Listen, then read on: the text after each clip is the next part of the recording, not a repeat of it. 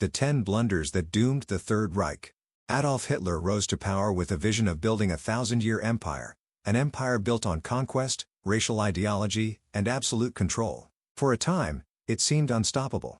Yet beneath the surface of military might and propaganda lay a series of fatal miscalculations. Today, we examine 10 of the most consequential blunders that ultimately brought down the Third Reich, decisions that not only cost Germany the war, but reshaped the course of global history. If you find value in deep, unvarnished history like this, consider subscribing for more content that digs beneath the headlines and into the heart of the past.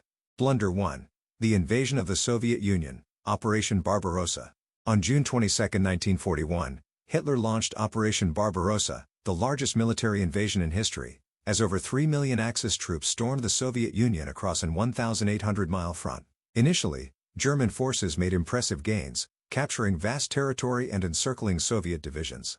But Hitler grossly underestimated the logistical difficulties of fighting in such a vast landscape. He believed the Soviet Union would collapse in a matter of months, dismissing Russian manpower, industrial capacity, and especially the brutal winters. He failed to account for the relocation of Soviet industry beyond the Urals, which allowed the Soviets to continue producing tanks and aircraft deep into the war.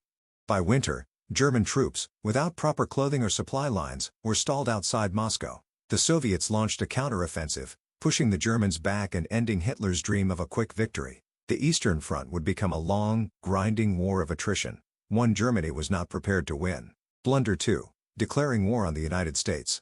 On December 11, 1941, 4 days after Japan's attack on Pearl Harbor, Hitler declared war on the United States, a country with enormous industrial potential and no territorial conflict with Germany. There was no treaty obligation compelling Hitler to do this, and Japan had not consulted Germany beforehand. This decision brought the full weight of American industry into the European theater. With the U.S. now actively involved, Britain gained a formidable ally. American Lend-Lease programs were already supporting the Allies, but now the U.S. would commit troops, open new fronts, and unleash economic resources that Germany could never match. Hitler had assumed the U.S. was a decadent, divided nation that lacked the will to fight. He was wrong. The entry of the United States changed the war's dynamics and made ultimate German defeat nearly inevitable. Blunder 3. The halt order at Dunkirk. In May 1940, during the invasion of France, German forces had surrounded Allied troops near the coastal town of Dunkirk. With the British Expeditionary Force and thousands of French troops trapped, the Wehrmacht was poised to deliver a final blow. Yet Hitler ordered his panzer divisions to halt for several days. He was persuaded by Hermann Göring's promise that the Luftwaffe could finish the job, and by concerns that the terrain near Dunkirk was unsuitable for tanks. That delay proved disastrous. The Allies used it to mount Operation Dynamo, evacuating over 330,000 soldiers across the English Channel. These rescued troops would form the backbone of future Allied campaigns. Had Hitler allowed his generals to press forward, Britain might have been forced to negotiate peace. Instead, the war dragged on, and Britain endured, regrouped, and retaliated. Blunder 4. Over-reliance on Wunderwaffe or wonder weapons. In the later years of the war, as Germany began to lose ground, Hitler turned to technological miracles, his so-called Wunderwaffe, or wonder weapons. These included the V-1 flying bomb, the V-2 rocket, and advanced jet aircraft like the Me-262. While these weapons were ahead of their time, they were too few in number and too late to alter the course of the war. The resources poured into these programs, especially the V-2 rockets, diverted critical materials and manpower from conventional arms production. Worse, the Me-262 jet fighter, which could have challenged Allied air superiority, was delayed because Hitler insisted it be modified for bombing rather than interception. This decision allowed the Allies to maintain dominance in the skies, contributing heavily to the success of bombing campaigns over German cities and industries. Blunder 5. Inflexible command and micromanagement. As the war progressed, Hitler increasingly took personal control of military operations, sidelining his experienced generals. He distrusted the general staff and insisted on issuing tactical orders from his headquarters in East Prussia or Berlin, often without a clear understanding of frontline realities.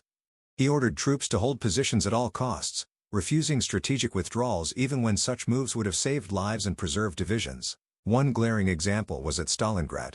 When General Paulus requested permission to retreat, Hitler refused, calling surrender dishonorable. As a result, the entire Sixth Army was encircled and annihilated. Hitler's unwillingness to delegate or accept battlefield realities cost Germany dearly. His authoritarian micromanagement led to strategic blunders and prolonged battles that drained Germany's strength and morale. Blunder 6. Strategic neglect of North Africa. North Africa could have provided Germany with a springboard to the Middle East and the Suez Canal, critical for British logistics and oil. Though Field Marshal Erwin Rommel scored early victories with the Afrika Korps, Hitler failed to support him adequately. Rommel lacked reinforcements, fuel, and supply lines, while the British enjoyed superior naval access and later, support from the United States. The turning point came at the Second Battle of El Alamein in late 1942, where the British, under Montgomery, decisively defeated the Axis.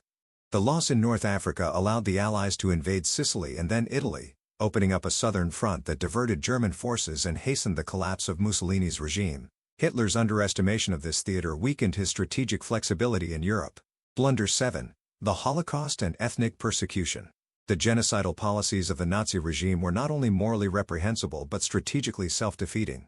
The Holocaust, which murdered 6 million Jews and millions of other minorities, consumed enormous resources in logistics, personnel, and infrastructure.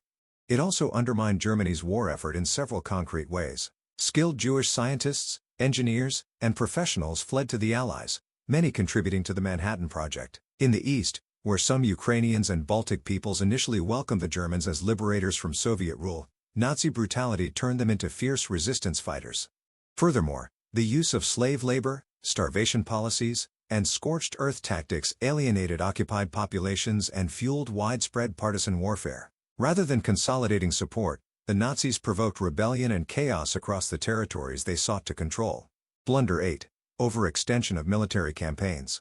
By 1942, Hitler had committed German troops from the Arctic to North Africa, from France to the Caucasus. The rapid expansion of the war placed an unsustainable burden on Germany's economy and logistics. Supply lines were stretched across thousands of miles of hostile territory. The push into southern Russia to seize oil fields in the Caucasus, a key goal of Case Blue, left German forces dangerously thin. Stalingrad became a trap, and Army Group A, bogged down in the Caucasus, barely escaped encirclement. Hitler's simultaneous offensives across multiple fronts ensured no one theater received the concentration of force required for success.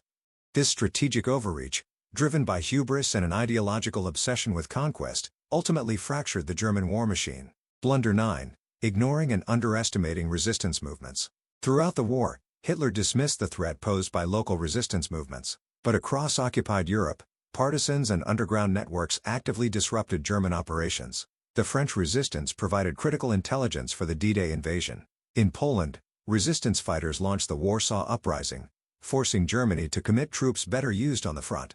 In Yugoslavia, the communist partisans led by Tito tied down several German divisions. In the Soviet Union, partisan sabotage constantly disrupted supply lines. These resistance movements not only undermined German occupation but also diverted attention, troops, and resources away from primary combat zones.